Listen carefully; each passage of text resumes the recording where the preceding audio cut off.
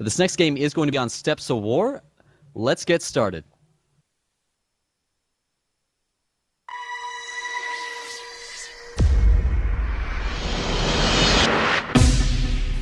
Link engaged.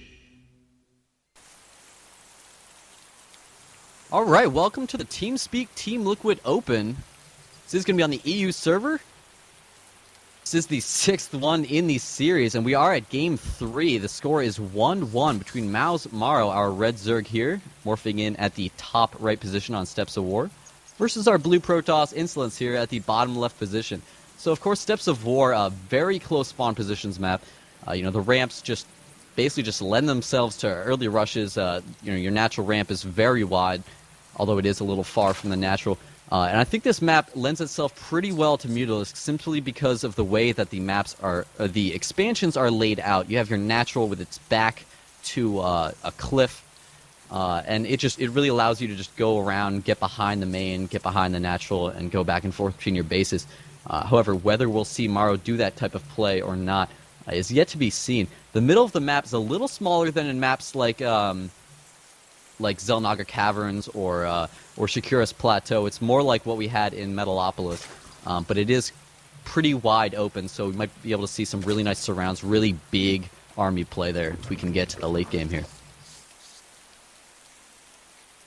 So we do have a gas first yet again from Morrow, possibly, or certainly again going to be going for that fast speed for his Zerglings. Possibly going to be going for some fast Banelings. Definitely not a bad choice on this map. We do see the spawning pool there going down at 14. So same build as last game for Morrow. We do have a Forge first for Insolence. Is he going to try to hand and rush? He is! He's dropping the 2 pylons at the ramp. Wow, this is getting changed as far as I understand it. In the PTR, Insolence basically saying, I want to do this one last time before this gets changed, dropping the 2 pylons. They do stop Zerglings from getting down the cliff.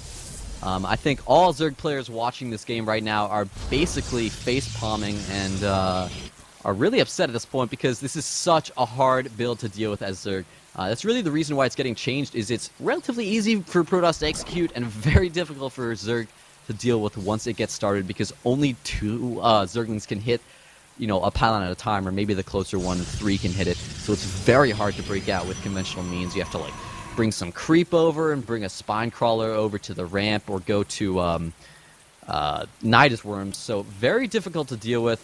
And Protoss is able to relatively easily expand, although it looks like actually he has just placed a gateway to completely wall himself off. Actually, I think I am incorrect on that. There is a space to the right of that gateway, I believe, to allow just, 1 zealot or 1 probe through. I think I was misreading that.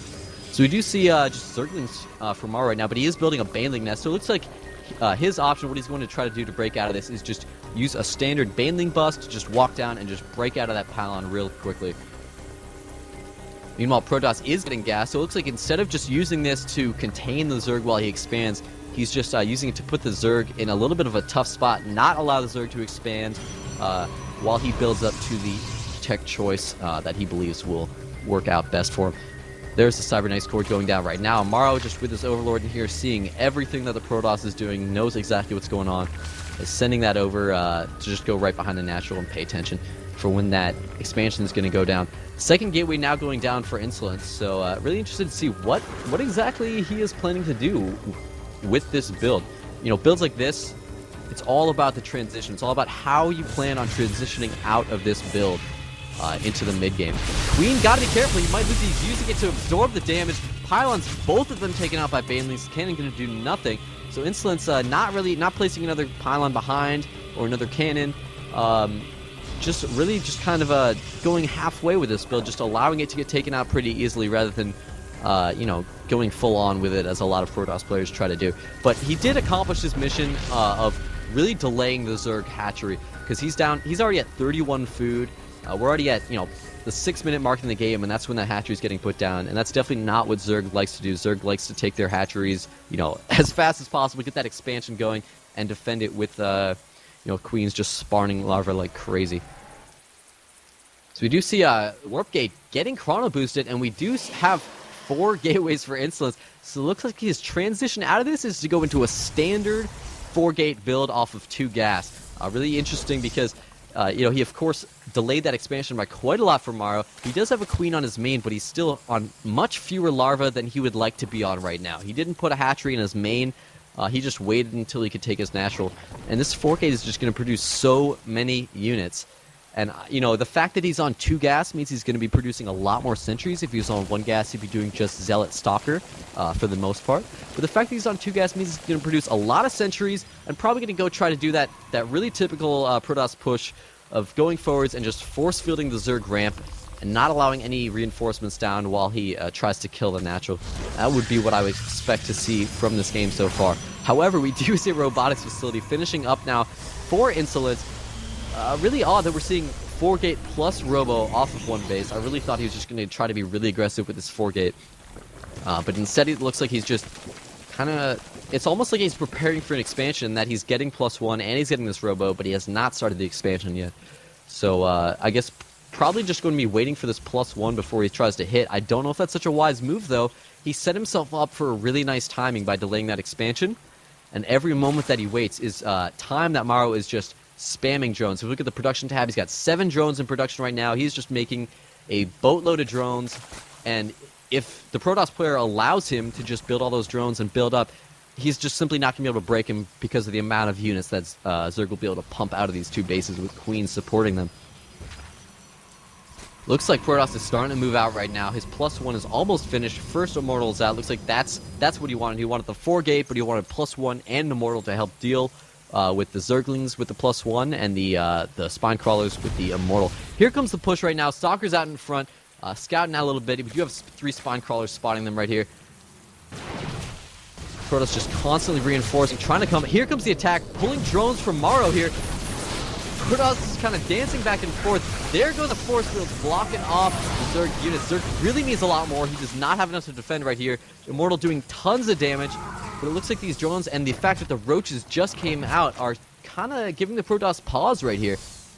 Force field, oh, that's a creep tumor. I almost thought that was a roach there. Sorry about that. Guardian Shield going down. There's the force fields. Not the best force fields. We could see some more blocking off these roaches, but it might not matter. This Immortal's doing so much damage and is not being target fired that Protoss just might be able to walk over the Zerg at this point. And oh my god, it looks like all these roaches are dying and Spine Crawlers are dead. The Zerg does not have much left. I don't know how he can come back from this. He really set himself up in kind of a bad positioning, and Protoss really hit that timing where Zerg just was unprepared.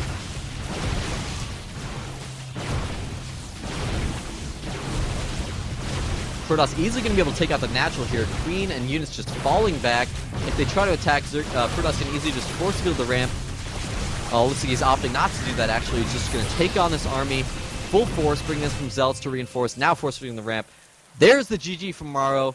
It is going to be 2-1 in Insolence's favor. Now, interesting to note, in the previous game, we were praising Morrow for his amazing scouting, just keeping an eye on what the Protoss was doing. And in this game, I think that's really what made him kind of fall behind, is that first Overlord, he just kind of put it behind the natural of his opponent. So he saw that his opponent hadn't expanded. Now, that should have told him a number of things. First off, it should have told him he was about to get hit by a big push. His Protoss opponent still had not expanded that late in the game. He should have stopped making drones and just make a huge army, because he's got to defend. That is just...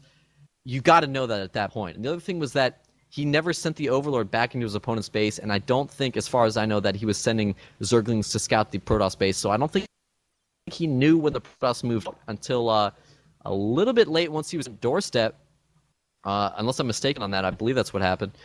And then he just, that's really so important for Zerg. You need to know exactly when you have to stop making drones and make that army. And I think that's the timing that the Zerg kind of missed here and the Protoss took advantage of.